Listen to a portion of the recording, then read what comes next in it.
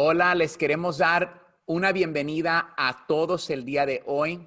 Tenemos a un invitado muy especial, el pastor Ezequiel Salazar, quien pastorea en Ontario, California. Cuando quieran visitar su iglesia, se las súper recomiendo. Este pastor fue el hombre que tocó la puerta de nuestra familia y nos trajo el evangelio de Cristo Jesús. Su iglesia se llama la Iglesia Bautista Montecito en Ontario, California. Vamos a darle a él una bienvenida. Pastor Salazar, gracias por acompañarnos el día de hoy. Y por favor, déjenos saber qué vamos a estar aprendiendo de la palabra de Dios hoy. Bien, gracias hermano de Anda. Y bueno, estoy súper emocionado. Aquellos que sintonizaron la última vez, una de las cosas que nosotros descubrimos es que hay cosas que Dios ha escogido no revelarnos, Correcto. pero en cuanto a las cosas que vienen adelante y tantas preguntas, especialmente en este tiempo en que estamos viviendo, dudas, inseguridad del futuro, qué viene el 2021 y tantas otras cosas, pues quisiéramos alguna medida de respuesta. Sí. Ahora, el Señor no nos da detalles donde Él calcula que no lo necesitamos. Por eso Él es Dios. Que si nosotros supiéramos todo, y queremos saber todo, si supiéramos todo, estuviéramos asumiendo un atributo de Dios. Mm. Nadie lo sabe todo. Solo Dios es omnisciente y yo sé que hay algunos que se creen saberlo todos. Y esa fue la tentación de Satanás a Adán y a Eva, el tener el conocimiento que le pertenece exclusivamente solamente a Dios. Pero lo emocionante es que no teniendo que habernos dicho nada en relación al mañana, um, este, el requerir de nosotros, el nada más confiar en Él, vivir día a día, uh, y que no nos diera revelación alguna, pues hubiera sido otra cosa. Pero vimos que al principio de este libro hay una bendición que se otorga a aquellos que lo leen, lo estudian. Si ustedes recuerdan de la bendición en el capítulo 1, versículo 3, dice: bienaventurado el que lee y los que oyen las palabras de esta profecía. Pero la bendición viene en la segunda parte: y guardan las cosas en ella escritas, porque el tiempo está cerca. Y dijimos la última vez que eh, hay una medida de urgencia en el mensaje de Dios al apóstol Juan en la revelación apocalíptica. Este, uh, pero Dios no quiso meramente informarnos. La bendición no está para el que lee, no está para el que oye, no está para el que sabe, está para el que actúa como resultado y consecuencia de lo que Él escogió revelarnos. Entonces, la última vez que estuvimos aquí, estuvimos hablando de la segunda venida de Cristo y explicamos cómo es que la segunda venida de Cristo y lo que en la Biblia se entiende o Tesalonicenses describe como el arrebatamiento son dos cosas totalmente distintas. Uh, no voy a elaborar, ya cubrimos todo eso. Si no vio el primero, sería bueno que lo repasara para que supiera dónde en la historia estamos ahorita. Una vez Jesús viene por su iglesia, estamos entrando a cosas futuras. En el libro de Apocalipsis, del capítulo 4 en adelante, ya no encontramos a la iglesia en la tierra. Mm. Eh, y, y, y vimos el corazón de Dios, el patrón de Dios, ah, igual ah, vamos a estar hablando hoy de los 7 sellos que vienen componiendo lo que es la gran tribulación. El capítulo 6, vamos a ver ahorita, llama este tiempo la ira del Cordero. Y bueno, de nuevo, presentamos evidencia bíblica del carácter de Dios, del corazón de Dios en salvarnos. Y cómo es que Él siempre sacó a su pueblo antes de traer gran juicio sobre el planeta. Y igual en Tesalonicenses, Pablo dice que Dios no nos ha puesto para ira. Y esto es lo que es. Esta es la ira del Cordero. Y la gente que habita en la tierra lo proclaman, lo dicen y lo reconocen. No voy a meterme en el capítulo 4, el 5 a fondo, nada más suficiente el decir que en el capítulo 4 nos encontramos ahora allí dando una visita al cielo y la gloria de Dios y el trono de Dios y los ángeles, querubines y serafines. El ángel querubín era el ángel más alto, son los que guardan el trono de Dios y en sí son los que Dios va a usar para ejercer muchos de estos juicios que vendrán. En sí, la palabra de Dios dice e insinúa en varios otros pasajes en las escrituras de que Dios tiene a los querubines que gobiernan el trono de Dios y la creación encargados de ciertas áreas, inclusive de la naturaleza. Hay debate en relación a eso, no vamos a ser dogmático, suficiente el decir que en el capítulo 4 vemos la gloria de Dios y los habitantes en el cielo y aquellos que ya están allí glorificando a Dios, alabando a Dios.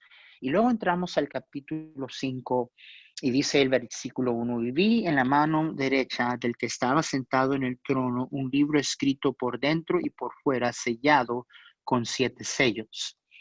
Ahora, estos eran como tipo, dice libros, pero eran como tipo rollos. Y este tenía 7. Entonces se quebraba un sello, se revelaba lo escrito, ¿verdad? Hasta allí llegaba y luego se quebraba el próximo sello y se revelaba lo que seguía y así.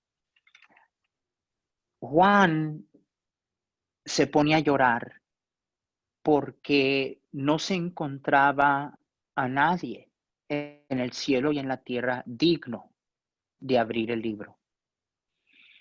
Y los sellos hacían estos documentos muy exclusivos y muy privados. No podía quien sea abrir estos sellos, sino a las personas para quien estaba dirigida y a la persona indicada. Y vi un ángel, versículo 2, fuerte, que pregonaba a gran voz: ¿quién es digno de abrir el libro y desatar sus sellos? Y ninguno, ni en el cielo, ni en la tierra, ni debajo de la tierra, podía abrir el libro, ni aún mirarlo. Y el, el espíritu atónito que comunica aquí, que dice que no solamente no había quien lo abriera, dice la Biblia que no podían ni mirarlo.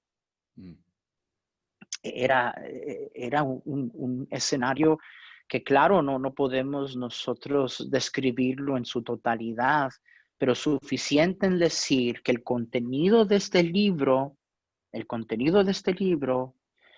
es la gran tribulación, es el juicio de Dios sobre un mundo que le ha rechazado.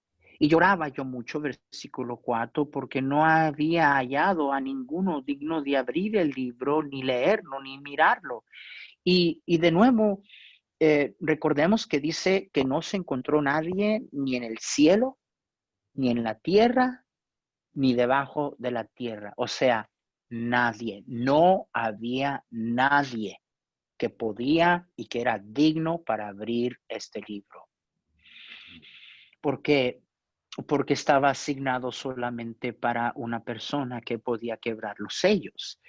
Y dice la palabra de Dios, versículo 5, y uno de los ancianos me dijo, no llores, he aquí el león de la tribu de Judá, la raíz de David, ha vencido para abrir el libro y desatar sus 7 sellos.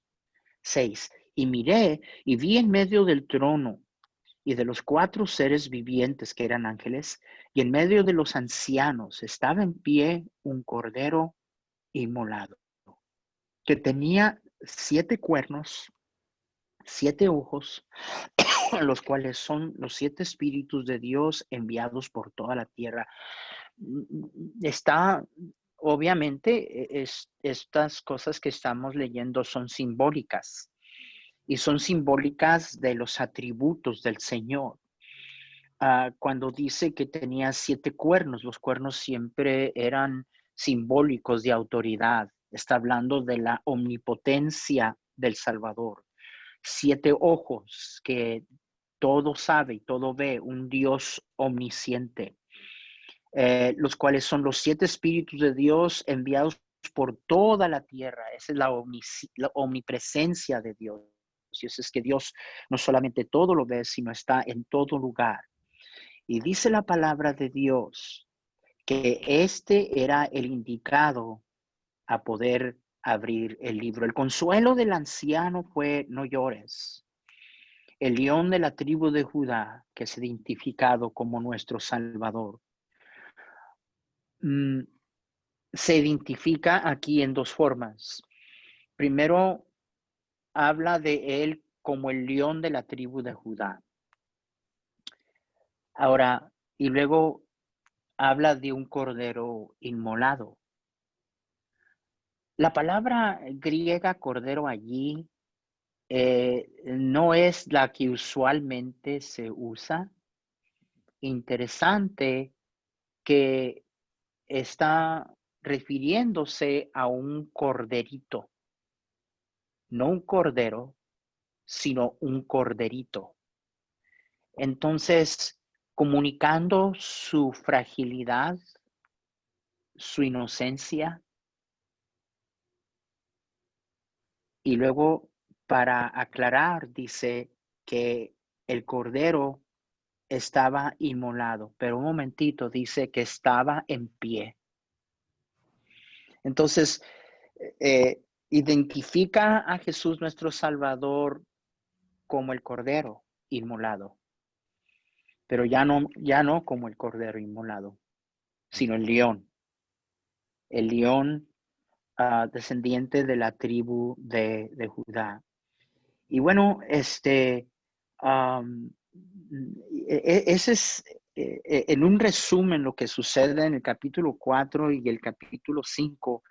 Y entonces el libro se le es dado al Cordero, y la alabanza, ¿verdad?, de parte de todo el cielo y toda la gloria en la eternidad, versículo 9 al capítulo 5, y cantaban un nuevo cántico diciendo: digno eres de tomar el libro y de abrir sus sellos, porque tú fuiste inmolado con la sangre, nos has redimido para Dios de toda linaje y lengua y pueblo y nación.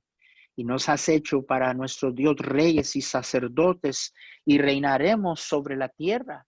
Eso está hablando del reinado milenial que vamos a ver, si Dios permite, más adelante. Pero, ¿qué es lo que le da el derecho a este cordero? ¿Por qué este cordero es digno de abrir los sellos? Ya que no se encontró nadie, ni en el cielo, ni en la tierra, ni debajo de la tierra. Pero vemos aquí una lista rápida. Él es digno primeramente por la creación. El libro de Apocalipsis es Dios reclamando el título del planeta. Él crió los cielos y la tierra. Y el libro de Apocalipsis es el Señor reclamando el título, como el título que tienes de una casa. Claro. Es digno porque Él crió los cielos y la tierra. Es digno por el Calvario. Es digno porque fue inmolado. Es digno porque nos redimió con su sangre. Es digno porque Él conquistó la muerte y el pecado. Versículo 11. Y miré y oí de muchos ángeles alrededor del trono y de los seres vivientes y de los ancianos, y su número era millones de millones. Cuando la Biblia habla de millones, está describiendo una cantidad que no se podía describir. Yo trato de usar un poco de imaginación, ¿verdad? No mucha, porque entonces nos metemos en problemas. Como dijimos la semana pasada, no podemos ir más allá de lo que la Biblia nos dice, pero nomás me pongo a imaginar una cantidad que no se puede contar. Millones de millones que decían a gran voz, el Cordero que fue inmolado es digno de tomar poder, las riquezas, la sabiduría, la fortaleza, la honra y la gloria y la alabanza. Y a todo lo criado que está en el cielo y sobre la tierra y debajo de la tierra y en el mar y en todas las cosas, en ellos hay a oír decir al que está sentado en el trono y al Cordero sea alabanza, la honra y la gloria y el poder por los siglos de los siglos. Y los cuatro seres vivientes alaban y dicen amén. Ahora, esto es muy importante. La razón que es muy importante es que este es el final. Esta es la paciencia de Dios colmada. Vimos la semana pasada que si esto se ha detenido por dos razones, porque Jesús está todavía purificando y santificando a su iglesia, con el fin de que su iglesia alcance a los más que puedan, porque no es su deseo que ninguno perezca, sino que todos procedan el arrepentimiento. Y voy a decir eso un poco más adelante porque hay personas arrogantes que piensan que pueden hacer uso de astucia con Dios, ¿verdad? Y voy a explicar a lo que me refiero en relación a eso más adelante. Pero encontramos en varias ocasiones en este libro, el libro de Apocalipsis, esa expresión una y otra vez, sino de los habitantes del cielo, los seres vivientes, los 24 ancianos, ¿verdad? Esta idea, eres digno. O sea, por decirlo, tienes el derecho. Tienes el derecho. Los 7 sellos que estamos a punto de comenzar a ver es la ira del Cordero. No nos gusta oír eso. No. No nos gusta. Todos queremos que se nos hable que Dios es amor y de nuevo, como que en el cielo se entiende la mentalidad humana, secular, que quiere acomodar a Dios a su capricho y a su deseo. Es como que una y otra, y seguramente aquí desde que se abre el primer sello, antes de que se abra el primer sello, el canto en la gloria es, tienes derecho, eres digno, por todas las razones que acabamos de enumerar. Las personas que se queden aquí a sufrir este horrible tiempo de la ira de Dios, no tendrán pretexto, no lo tendrán. Serán personas que en una forma u otra hubiesen tenido oportunidad de haber escuchado. Y a lo mejor en la mente de algunos se pensará, pues yo no me acuerdo, porque el hombre es tan apático, indiferente en cuanto a su alma. Y yo aseguro que hay personas que están escuchando a quienes alguien les ha tratado de explicar y a lo mejor usted ni se acuerda y la razón que no se acuerda es porque no le interesaba, ni siquiera le puso atención. Pero es necesario decir esto, porque no es el deseo de Dios. Esa es la razón que Jesús vino.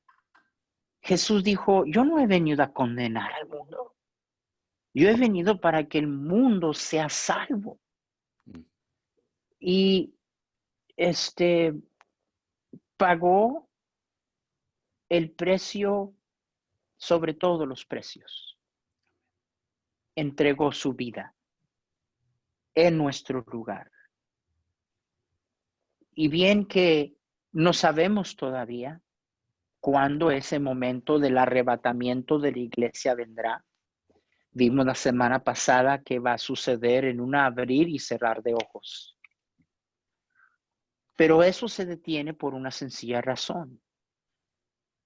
Bueno, dicen algunos, ya tanto hablan de que Él viene y que el fin del mundo y que esto y lo que el otro, pero Pedro nos dice, Dios no retarda su promesa, como algunos lo tienen por tardanza, sino que es paciente.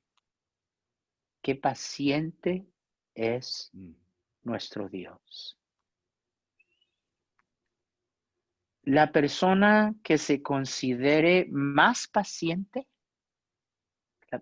tome usted una persona que se considera, yo soy la esencia de la paciencia, no llegaría cerca a la paciencia de Dios reflejada en lo que Él ha tolerado de su creación. Una y otra y otra y otra y otra y otra y muchas veces en la historia de la humanidad el ser humano ha provocado a Dios.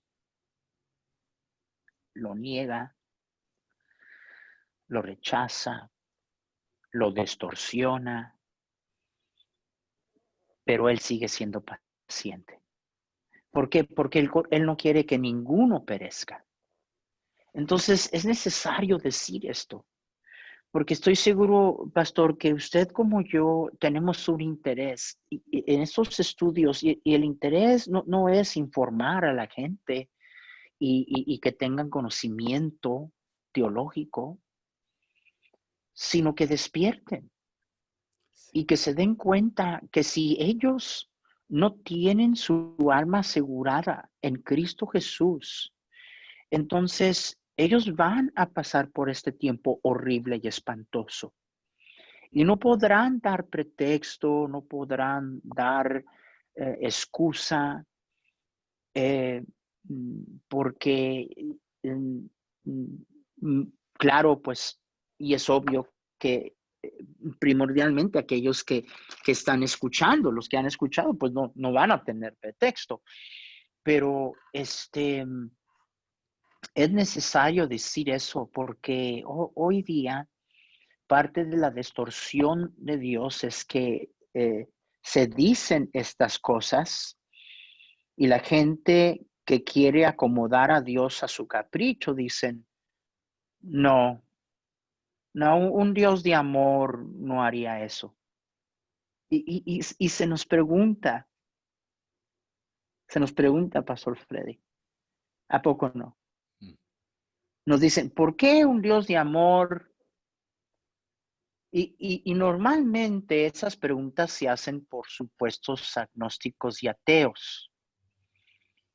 Y para ellos, para el ateo, Dios no existe. Pero cada que le es conveniente, culpa al Dios en quien no cree de la razón de todas las tragedias del mundo. ¿Y por qué si Dios permite? Dice, pues esa pregunta es una pregunta necia. ¿Por qué me estás haciendo una pregunta de un Dios en el cual tú dices que ni siquiera crees?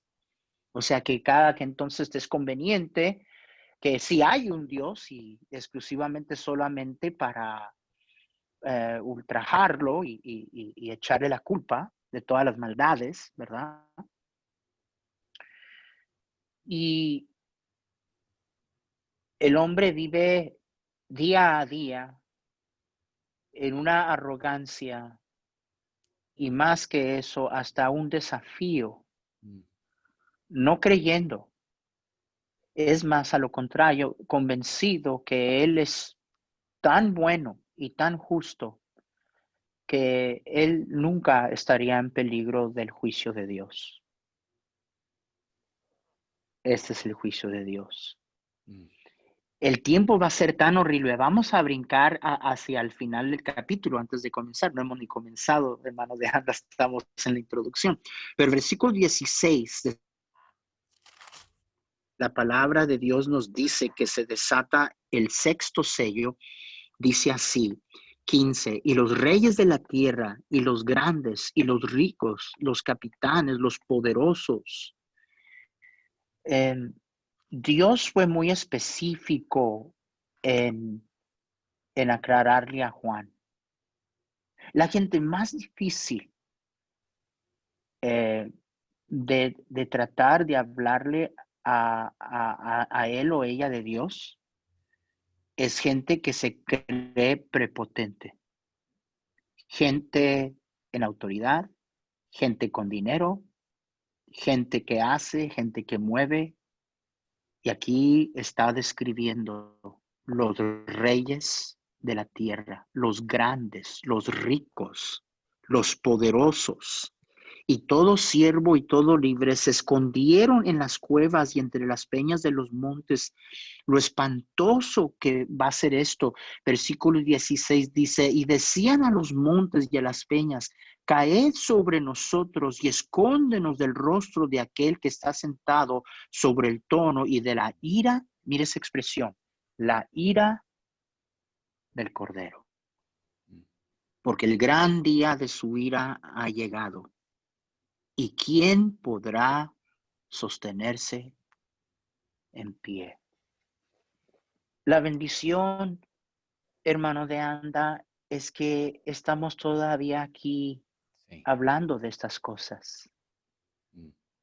Que no estamos allí. La bendición es que Dios nos escogió revelarnos lo que viene allá adelante, que esto va a suceder.